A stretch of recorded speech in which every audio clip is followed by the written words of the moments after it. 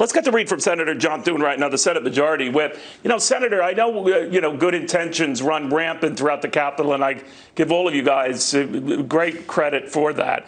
But it's very, very clear, just if I were to look at market reaction, that any sort of stimulus that's being considered, whether it's the Federal Reserve driving interest rates down to near 0% again, or buying trillions of dollars worth of corporate paper, treasury paper, mortgage-backed security paper, none of that works.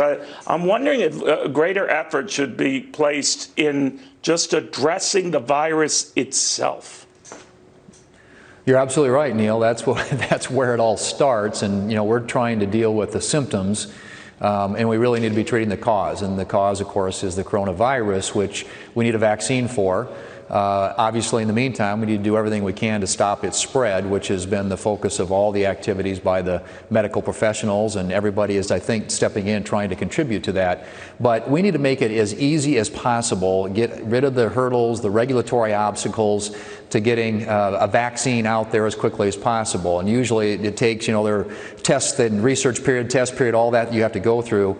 I think we ought to be looking at everything we can do to streamline that process in order to get to the vaccine. We need to be able to get this and beat this, because if we don't, obviously it could be with us for a really long time. And as you can tell, that's having a profound adverse impact on the economy, which is what we're trying to address here on Capitol Hill.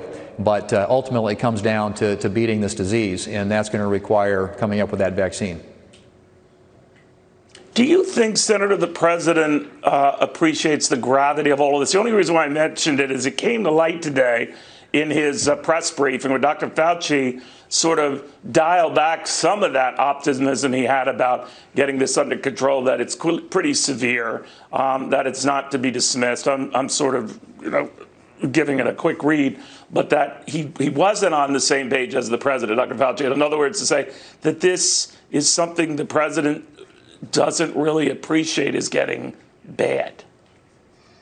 I think the President gets that. I mean, his team is up here right now in full force. I mean, we've got Secretary Mnuchin, Secretary Scalia. We have a whole battery of people up here from the administration who are working with Republicans and Democrats in the Senate to craft a bill that addresses not only the health crisis, the health care crisis component, but also trying to deal with the economic harm that's been caused not only for families and individuals and workers, but also for the small businesses that employ them.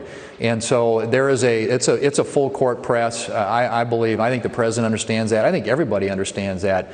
All you have to do is look around the country and see what's happening. But I think he is rightly focused on trying to come up with solutions that will beat the disease, and combating the virus and its spread is the best we can do right now, but we need to be putting all our efforts behind coming up with a solution that ultimately will treat this. And I think that's where Dr. Fauci and all the members of the President's team have their eyes and their focus right now. But in the meantime, we've got to assist the states, we've got to assist the hospitals, healthcare providers, people on the front lines, and try and do something. But who do you, I guess what I'm asking, Senator,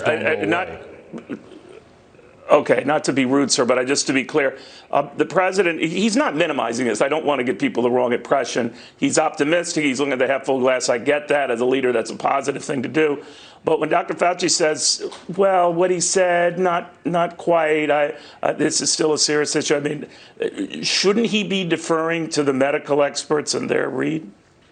I think we all need to defer to the medical experts, and I think the President, like all of us, is listening very carefully. I'm hearing from our, healthcare providers in my state of South Dakota, and obviously their input shapes the decisions that are getting made here.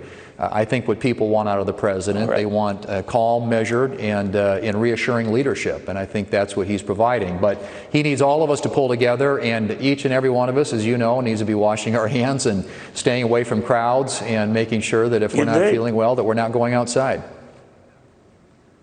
All right, sir, thank you very, very much. I know it's been a crazy day, and it will be a crazy weekend for you guys.